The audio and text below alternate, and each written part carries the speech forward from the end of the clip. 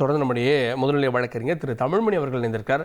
Sir, இப்போ இந்த மாதிரி வழக்கில் சீமான் ஆஜராகியிருக்கார். இந்த விசாரணை அப்படின்றது எப்படி இருக்கும்? குறிப்பாக ஒரு 50 கேள்விகள் வரை இருக்கு அப்படின்றப்போ இது எப்படி ரெக்கார்ட் பண்ணுவாங்க சார்? அந்த அம்மா புகார்ல என்னென்ன சொல்லியிருக்காங்களோ இவர் மேல,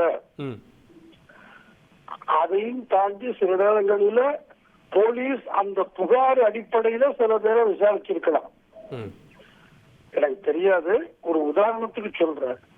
ஒரு குறிப்பிட்ட இடத்துல தங்கியிருந்தோம்னா அந்த என் பேர்ல அந்த ரூம் போட்டனானா அங்க 2 பேர் அங்க சர்வெண்ட் இருந்தாங்களா, அந்த கேஷ்ல உட்கார்ந்து இருந்த கவுண்டர்ல உட்கார்ந்து இருந்த ஆளுக்கு என்ன தெரியுமா, நான் ஒரு பெண்ணோடு வந்தேன் என்று சொல்லுவாரா, இல்லை யாரோ இன்னார் மூலமாக கூடத்தான் வந்தார் என்று அந்த அம்மையாரை அடையாளம் காப்பாரா, இதையெல்லாம் இவர் அவர் சில போட்டோக்கெல்லாம் வச்சிருக்கேன்னு சொல்றார்.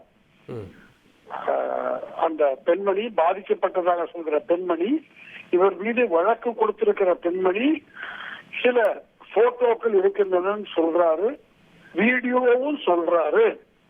அதையெல்லாம் இவர்கிட்ட காமிச்சு, இது நீங்க தானா, இப்படி இருக்கீங்களோ, இந்த ஆடையில தான் இருந்தீங்களா நீங்க, இல்ல நீங்க இல்லைன்னு சொல்ல விரும்புறீங்களா, இத என்ன சொல்ல விரும்புறீங்கன்னு கேட்பாங்க.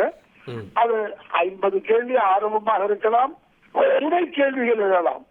இதுல ஆமான்னு சொன்னாருன்னா 12:30 மணிக்கு நான் அந்த இடத்துல இருந்தேன், நான் தான் இந்த போட்டோ எடுக்கிறதுன்னா அதுக்கு துணை கேள்விகள் 3. இல்லைன்னு சொன்னார்னா அதை ஒத்து துணை கேள்விகள் 3. எனவே கேள்விகள் அதிகமாகலாம். அவங்க தயார் பண்ணி வச்சிருக்கிற கேள்வி 52 ஏதோ சொல்றாங்க. அது நம்பர் 1 அந்த அம்மா கொடுத்த, பெண்மணி கொடுத்த கம்ப்ளைண்ட். 2 அதை வச்சு போலீஸ் திரட்டிய சின்ன சின்ன ஆதாரங்கள். இதன் அடிப்படையில் இவருக்கு கேட்கணும்.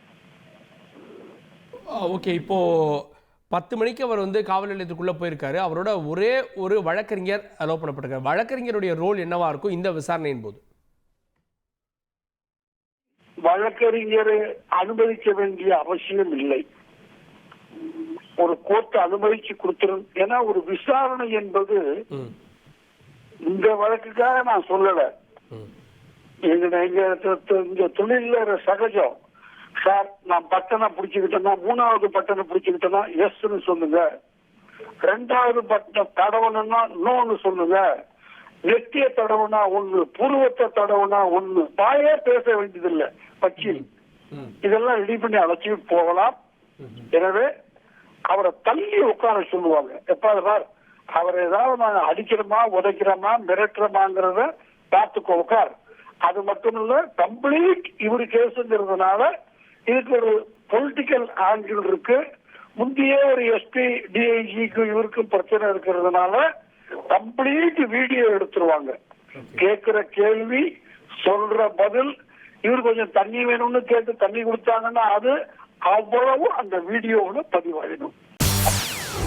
செய்திகளை உடனுக்குடன் தெரிந்து கொள்ள உடனே சப்ஸ்கிரைப் பண்ணுங்க.